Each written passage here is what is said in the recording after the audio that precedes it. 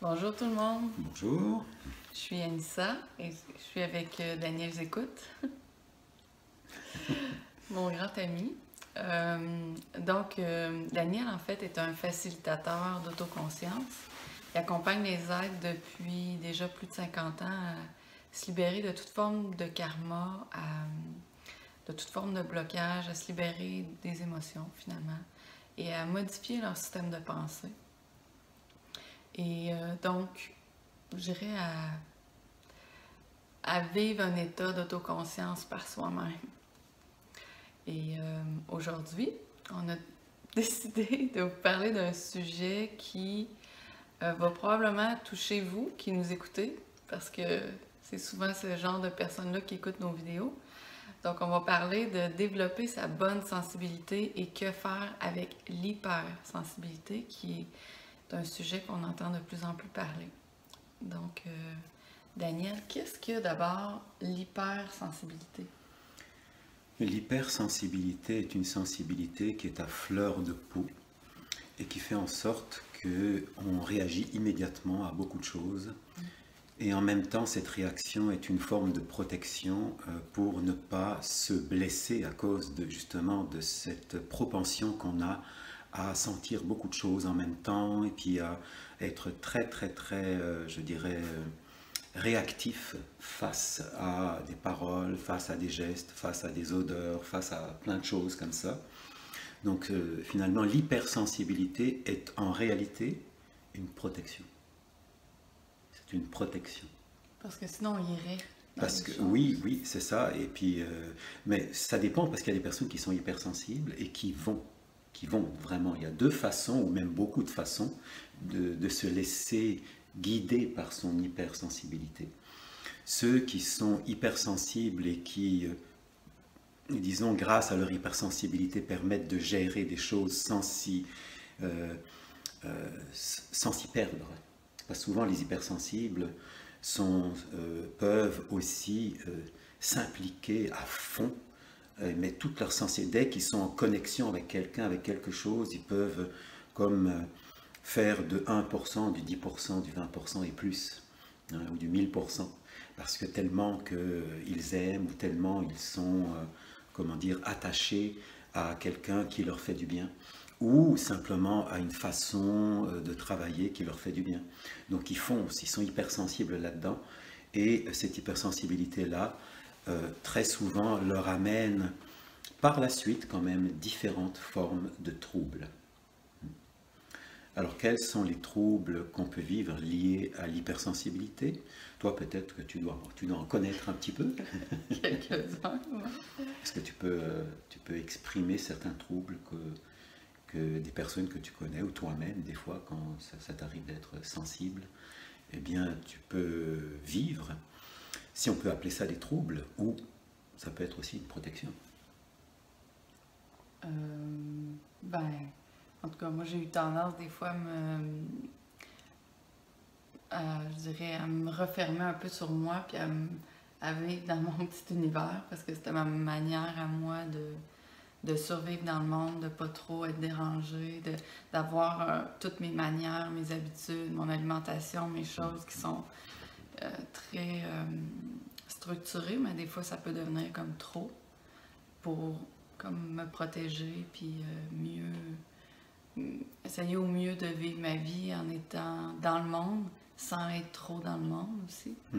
Ou la même chose dans les relations, en essayant d'essayer de trouver une manière de vivre à deux en n'étant pas trop, en essayant de pas trop prendre ce que les gens vivent, puis en essayant pas trop de rentrer.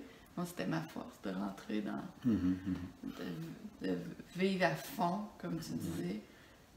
C'est une des attitudes de l'hypersensibilité, justement, on fait les choses à fond. Et c'est à force de les faire à fond que là, on a une sorte de retour qui nous permet de réguler à ce moment-là notre hypersensibilité en fonction des êtres. Et c'est ça qui fait qu'on a créé, enfin les hypersensibles, créé une sorte de mode de fonctionnement qui est pas mal harmonique, leur permettant effectivement de bien, de vivre dans ce monde tout en étant très très sensible à tout ce qui ne va pas et à tout ce qui va. Mais c'est sûr qu'au niveau des relations, souvent c'est difficile. Ce que j'ai pu observer chez moi, mais chez les gens hypersensibles aussi, c'est on a une façon de connecter avec les gens, de sentir ce que vivent les autres.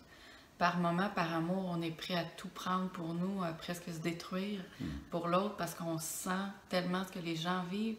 On sent leurs besoins, puis on sait qu'on peut leur répondre. Parce que souvent, on a une grande capacité d'aimer, puis de faire beaucoup de choses. Puis j'ai remarqué que les hypersensibles peuvent vivre, entre autres, la critique de manière générale ou chez les gens qu'ils aiment d'une manière difficile jusqu'à temps qu'ils apprennent à comme s'en détacher puis à créer leur propre petit environnement. Comme une genre de bulle respectueuse dans laquelle ils vivent, mais qui arrivent à vivre en relation avec le monde aussi. Là. Oui. Donc, on peut comprendre finalement que l'hypersensibilité est liée à une conscience, à la conscience qu'on a des choses, des êtres, de l'environnement et de tout finalement. À la conscience, et que fait la conscience à ce moment-là? Comme on a une sorte de conscience qui est pas mal libre et qui est pas mal, disons, sensible, très très très sensible, même hypersensible, et c'est ça qui fait que on va apprendre par cette hypersensibilité à la réguler face à tous nos actes, face à tout l'environnement, face à notre travail, face à la personne avec qui on vit. Et je vois, ça arrive, je le vois souvent ça, que l'hypersensibilité, une des protections de l'hypersensibilité peut être l'angoisse et l'anxiété. Ouais. C'est une des protections parce que les hypersensibles sont souvent angoissés et anxieux et parce que ils sentent ce qui va pas, sans même que ça passe par le mental. Ouais. Et donc c'est une forme de protection qui leur permet de réguler leur choix d'être et de communication et de façon de travailler dans les différents domaines dans lesquels ils exercent. Donc, l'anxiété est comme une protection, tu dis? Oui, oui, c'est une sorte de protection. Et puis en même temps, comment dire, ça produit une forme des fois d'angoisse aussi qui fait qu'on est obligé de réagir à cause de notre hypersensibilité et donc de ne pas s'impliquer dans certaines choses. On est angoissé, l'angoisse c'est souvent, donc c'est pas une peur, ça peut être une sorte de peur ou de crainte, mais c'est plus, comment dire, une sensation qu'on vit et qui vient pas simplement de nous, mais de comment la personne qui est angoissée, par son hypersensibilité, reçoit les informations et les communications de tout son environnement. Et c'est souvent presque inconscient. C'est quelque chose qui vient directement, biologiquement, créer une sorte d'angoisse ou d'anxiété. Et c'est ça qui va donc créer la sonnette d'alarme dans le mental ou l'émotionnel, et donc dans la conscience, qui va faire en sorte que la personne, à ce moment-là, elle stoppe certaines choses pour mieux voir, mieux discerner, et faire en sorte de faire le choix le plus éclairé pour elle. Donc, par moment, c'est ce que ça se peut que la personne soit juste pas prête à faire certaines choses, puis tout à quoi elle sent, le sent passer. Voilà, c'est ça. À ce moment-là, ça vient de la manière dont sont les autres dans leur corps, dans leur conscience, dans leurs émotions, dans leur façon de penser, finalement dans leur champ de rayonnement. C'est souvent inconscient. Il y a des êtres qui ont cette propension spontanée à sentir tout de suite ce qui ne va pas à l'intérieur, ce qui ne va pas. Quelque chose, elle ne peut pas supporter une personne. Parce qu'il y a quelque chose qui ne correspond pas à elle dans cette personne-là. Ce n'est pas la faute de la personne, mais c'est une façon, eux, de se préserver face à leur façon de communiquer et d'échanger, de partager. Donc, quand les gens vivent des fortes angoisses ou des fortes anxiétés, la première chose à faire, c'est comme de respecter ça, de ne pas essayer d'arrêter ou de juger ça, parce que c'est extrêmement difficile là, pour avoir vécu. Mais c'est une manière de développer sa bonne sensibilité. En l'écoutant. C'est en écoutant cette hypersensibilité. Et tout le monde, moi je suis persuadé que tous les êtres qui existent sur Terre ont une forme d'hypersensibilité. C'est ce que je pense. Qu'est-ce que, pour moi, la meilleure forme harmonique, la meilleure, celle qui est vraiment la plus belle forme d'hypersensibilité, c'est le pouvoir naturel de réalisation spontanée. C'est spontanément, tu sens tout de suite ce qui est bon de ce qui ne l'est pas, la parole qu'il faut sans le savoir. Tu sais, il y a comme, à force d'avoir comme ça des réactions d'hypersensibilité, à un moment donné, tu as comme une sorte de champ de rayonnement qui sort de toi, qui crée une forme d'unité finalement avec la vie, et qui fait que le pouvoir naturel de réalisation spontanée, c'est le seul sens qui reste. Donc tu n'es plus attaché à d'autres sens, clairvoyance, clairaudience, transmission de pensée, etc. Tu n'es plus attaché. Tout vient tout seul.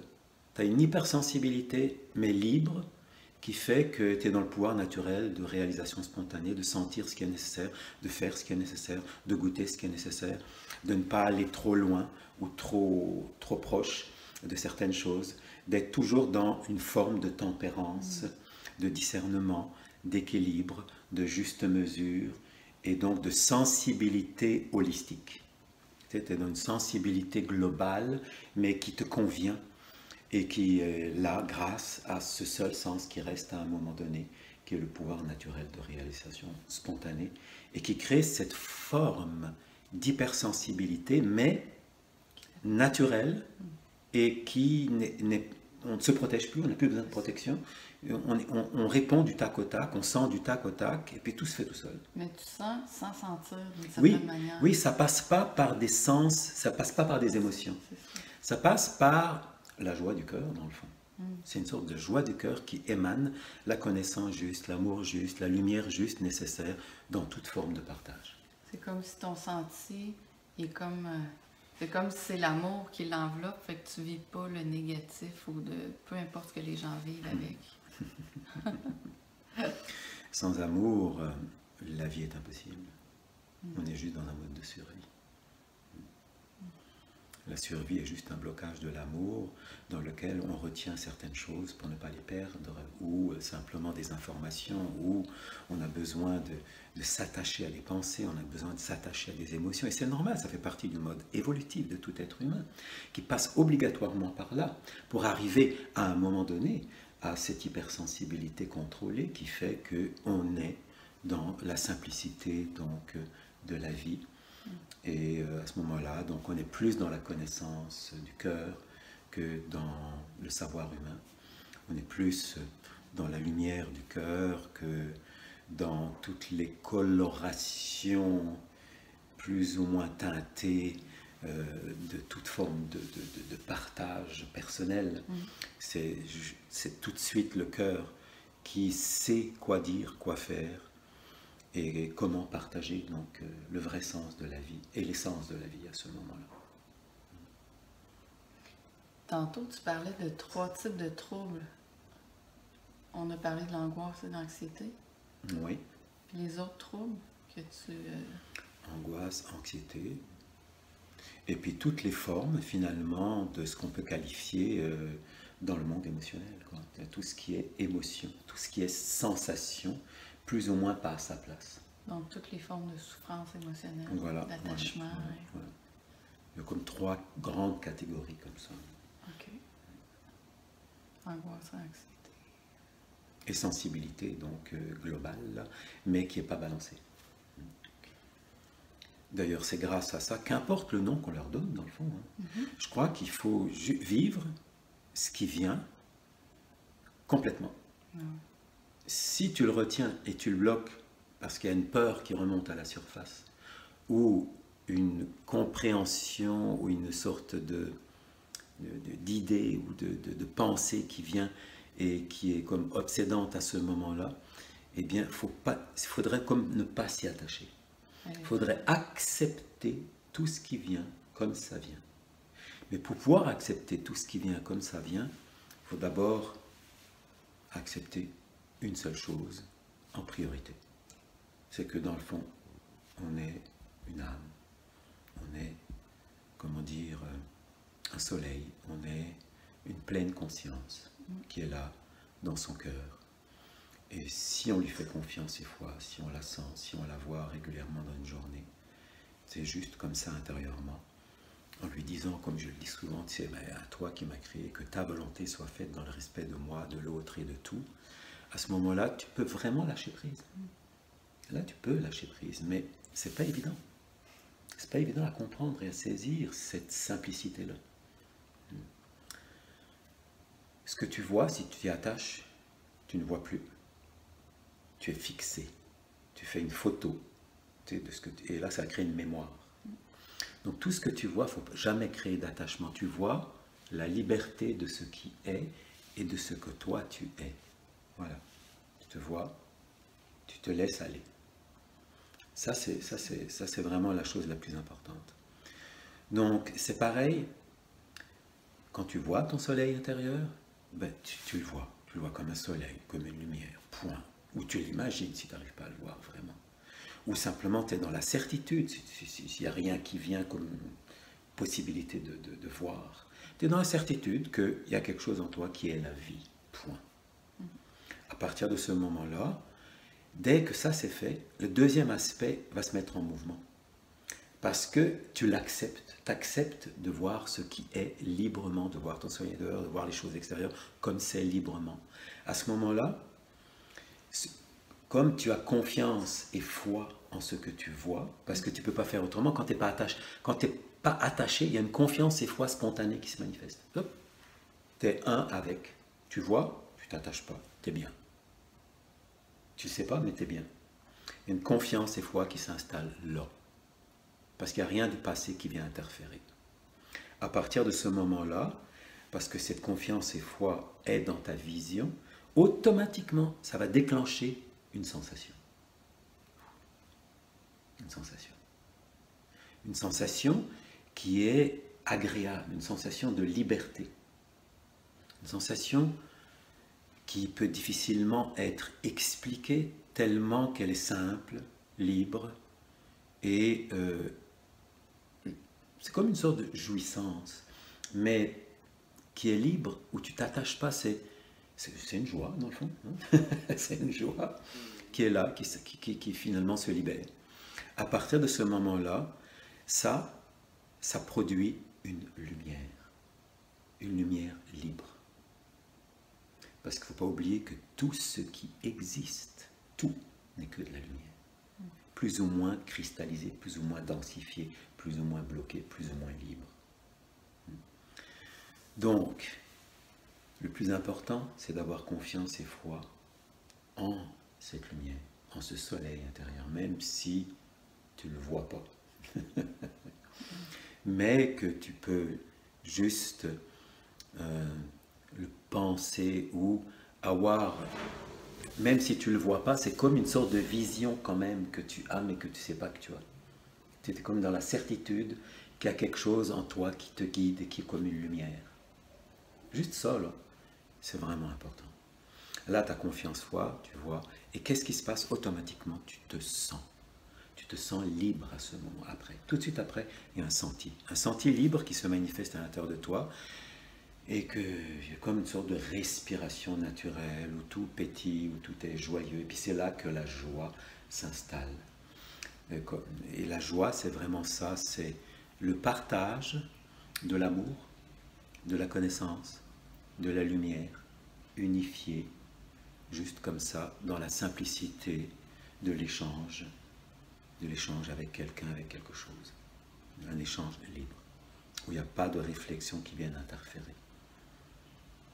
Comme si notre ami sait qu'on l'a reconnu. Fait que là, il nous fait vivre des belles sensations. Oui, oui, absolument. Oui, c'est ça. C'est plus qu'un ami, c'est le 99% de nous-mêmes. Et nous, on se prend au sérieux avec notre petit 1%. 1%, c'est tous les univers manifestés. C'est tout ce qui existe, tout ce qui est matérialisé. Partout. Même dans l'invisible comme dans le visible, dans toutes les dimensions qui existent. Ça, c'est le 1%. 99%, c'est la totale harmonique solaire de ce qui est dans le monde harmonique, mais dont on n'a pas accès. Parce que le monde harmonique à l'intérieur de nous-mêmes, il est là à 99%, mais sur une fréquence, comme je le dis souvent, qui est infiniment plus rapide. Donc, comme on a attaché à des valeurs, à des pensées, à des sensations, à des émotions, à plein de choses extérieures, c'est cet attachement-là qui empêche d'avoir accès à ce capital de richesse infinie qui est à l'intérieur de nous-mêmes, dans une fréquence harmonique.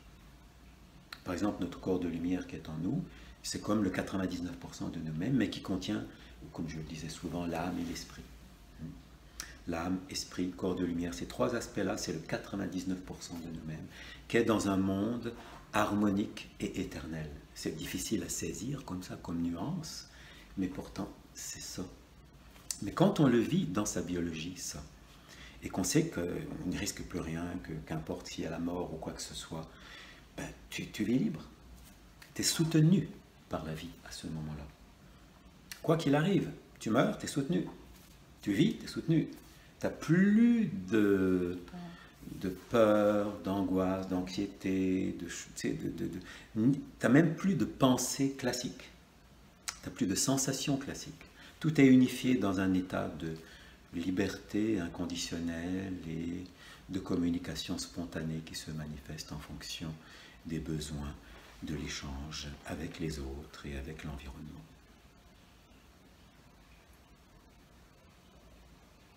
Mais même seul, tu es en communion avec tout aussi. Donc c'est ça qui est très agréable.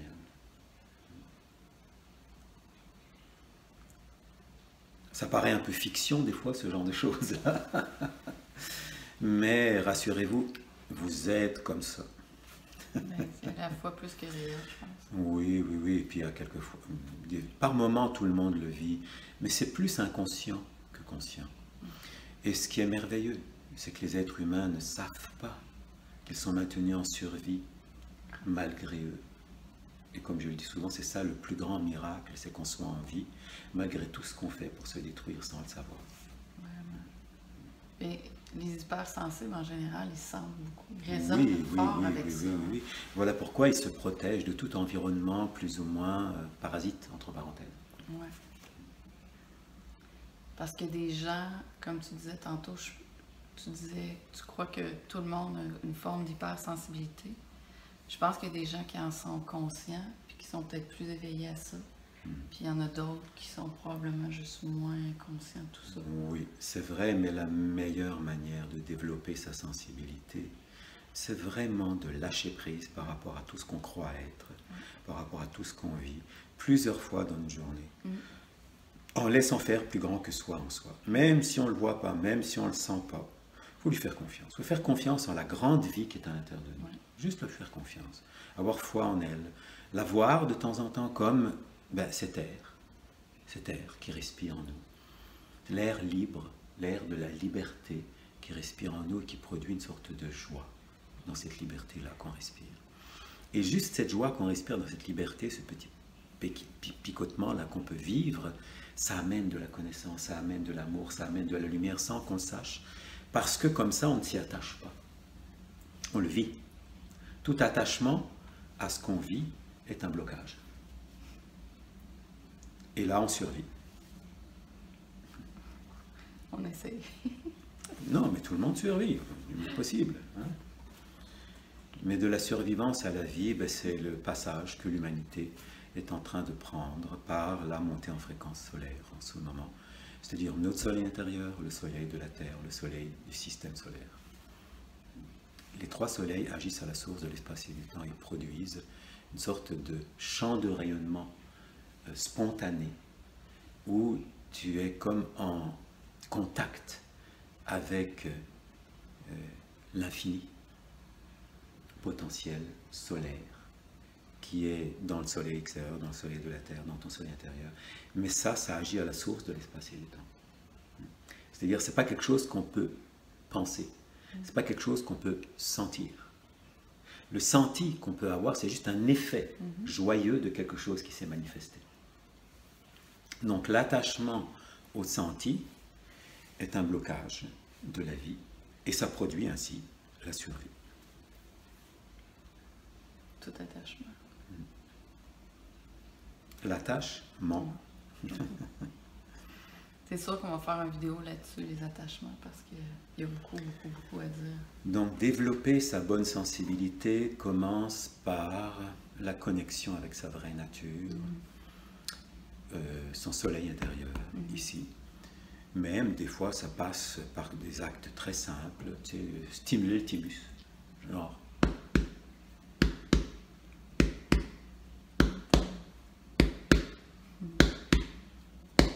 Comme ça, au rythme du cœur, ou plus rapidement, ou plus lentement, juste comme ça, et ça crée comme une sorte de vibration de libération. Et il suffit à ce moment-là d'être libre, juste libre, et tu te frappes la poitrine, comme Tarzan. Mais c'est sûr que les hypersensibles, tout le monde, mais je pense que les hypersensibles doivent vraiment prendre des moments pour se détendre, se relaxer. Mais pas seulement eux, mais toutes les personnes, régulièrement dans une journée. Voilà. Ouais. On devrait, même si c'est que quelques secondes, quelques minutes, dépendamment du temps qu'on a, juste pour se laisser respirer par la vie. Le souffle, c'est la vie. Et combien de fois on bloque le souffle dans notre journée sans même le savoir, par des émotions, par plein de choses. Des fois, on n'est même pas conscient qu'on est en train de respirer. Et on ne sait pas combien de centaines de fois dans une journée on bloque le souffle. Et c'est ça qui bloque la vie. Alors on reste dans un mode de survie. Si on est dans ce souffle continu, entre l'inspire, le moment de suspension, l'expire et le moment de suspension, tout en parlant, tout en agissant et ainsi de suite, moi je suis là-dedans pratiquement en permanence. C'est ça qui fait que c'est comme agréable. Il n'y a rien qui bloque. Tu vis, tu te laisses respirer par la vie à ce moment-là. Et c'est ça qui fait que tu sens quand tu parles une résonance, c'est une sorte de vibrance qui est comme un massage vivant qui te fait du bien et qui libère tous les systèmes vitaux.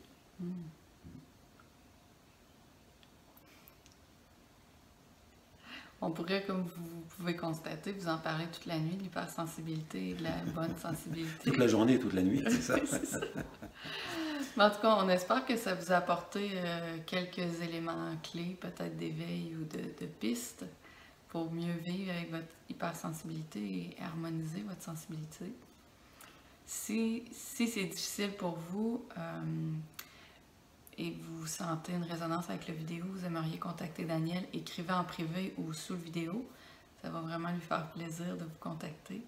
Et comme je dis souvent, si vous avez d'autres idées de vidéos ou des sujets spécifiques que vous aimeriez qu'on vous parle, écrivez-nous en dessous du vidéo ou en privé. Et sur ça, on vous dit à bientôt. À très bientôt. Une belle journée à vous. Ou bonne nuit, ça dépend quand vous avez écouté ça. En tout cas, bonjour. Au revoir.